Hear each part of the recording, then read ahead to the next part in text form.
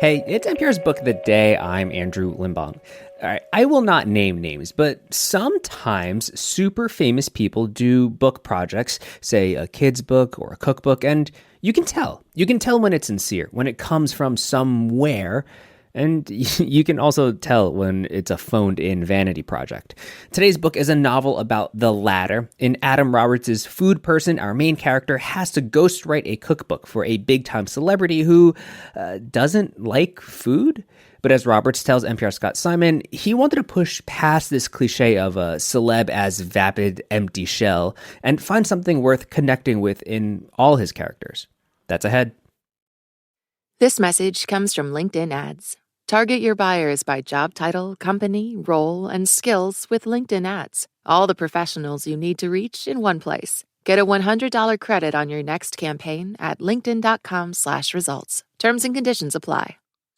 This message comes from Capital One. Your business requires commercial banking solutions that prioritize your long-term success. With Capital One, get a full suite of financial products and services tailored to meet your needs today and goals for tomorrow. Learn more at CapitalOne.com/commercial. Member FDIC. Isabella Pasternak loses her job at an online food magazine when she mucks up a chocolate souffle on Instagram Live. On the rebound, she's offered the opportunity to write, that is, to ghostwrite, a cookbook for Molly Babcock, an actor with a reputation for bad behavior and a career in need of a reboot. But does Molly have any recipes for food or for life? Food Person is the debut novel from Adam Roberts, a food writer himself who joins us from our studios in New York. Thanks so much for being with us. Thanks for having me, Scott. This is really cool. It's cool for us. At first glance, this doesn't seem like such a promising partnership, does it? No, Molly is a celebrity who does not like food, and Isabella is as passionate about food as anyone is passionate about anything. Her whole life is food, and it's somewhat autobiographical because even right now, as I'm sitting here talking to you, I'm thinking about what I'm going to have for lunch. So some people are just built that way, where food is their priority. And Isabella, she just loves cooking, and she loves collecting cookbooks, and cookbooks are her passion, which is sort of what sets up the conflict with Molly, because Molly doesn't care about cookbooks nearly as much as Isabella does. Molly has her reasons for not being warm about food, doesn't she? Yes, in writing this book, I try to push past the idea of the shallow celebrity who doesn't eat and doesn't like food. I wanted to understand, why does this character Molly resist the idea of actually cooking and eating? And halfway through the book, there's a revelation that you find out that her mother was a passionate home cook and had a collection of recipes. So that sort of unlocks her character a bit and helps us get deeper into the story.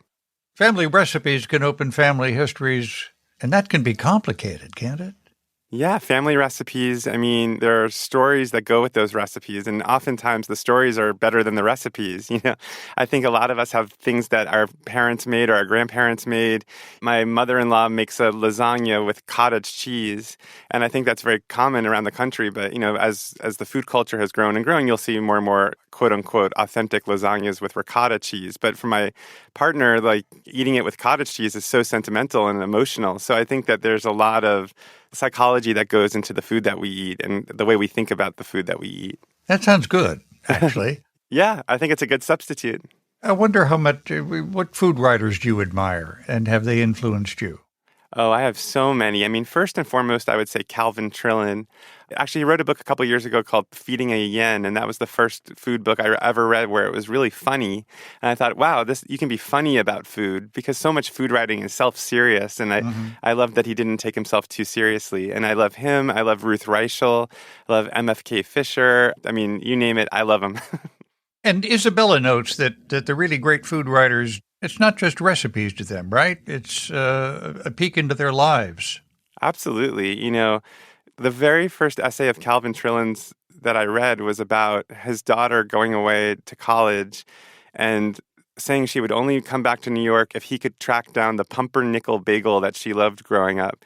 that story, it's as much as it's about food, that's about so much more. It's about a father losing his daughter to the wider world, wanting her to come home. And I think we wrap up so much emotion in these stories about food. And even when you go to a restaurant and they describe a dish and they say, this dish comes from the chef's grandmother who escaped, World War II, it makes it taste different to hear the story before you eat it. So I think it's really important. We should reveal, without revealing too much, that Molly and Isabella do learn from each other, don't they? Mm-hmm.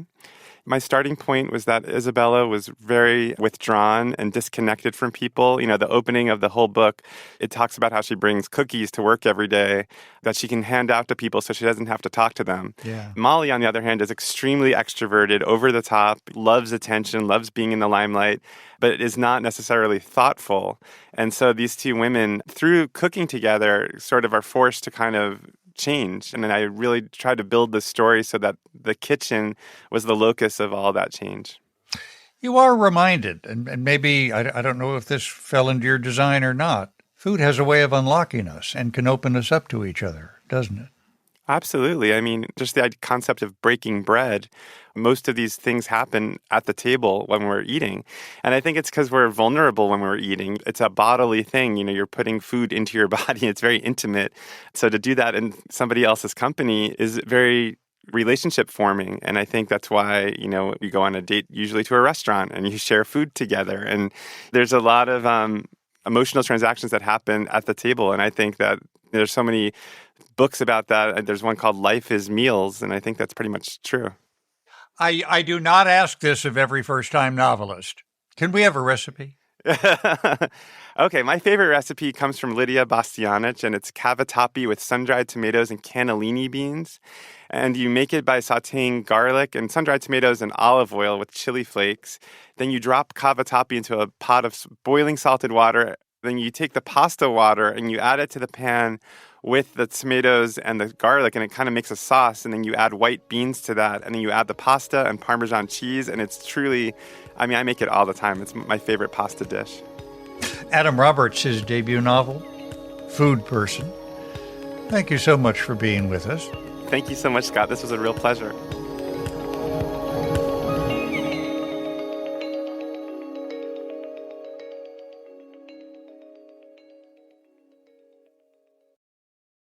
Support for NPR and the following message come from IXL Online. Is your child asking questions on their homework you don't feel equipped to answer? IXL Learning uses advanced algorithms to give the right help to each kid, no matter the age or personality. One subscription gets you everything. One site for all the kids in your home, pre-K to 12th grade. Make an impact on your child's learning. Get IXL now. And NPR listeners can get an exclusive 20% off IXL membership when they sign up today at IXL.com/NPR.